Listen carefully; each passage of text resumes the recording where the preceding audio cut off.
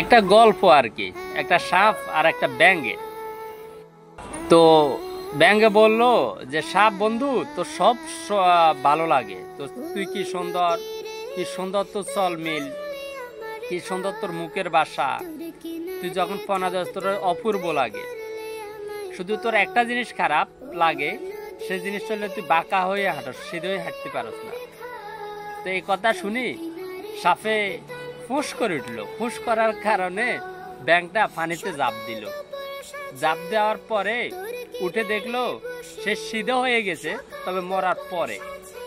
তো সিধা হলো কিভাবে, সে যখন পনা ধরি ফোঁস করলো তখন পাশে দিয়ে একটা রাখাল তার সাহায্য করে গেল। তখন ব্যাঙে বলল, দোস্ত তুই সিধা হলি, তবে জিন্দা থাকতে না, সিধা হলি মৃত্যুর পরে। তা আমি বলতে চাই এটা, আমরা যারা এখনো বিয়ে হয়ে আছি, সিধা হতে পারি নাই, আমরাও সিধা হব, শুধু একটু সময়ের অপেক্ষা। ফোর্স করব, সস্তা হবে, তখন আমরা সিধা হব আর কি, তার আগে আমরা সিধা হব না।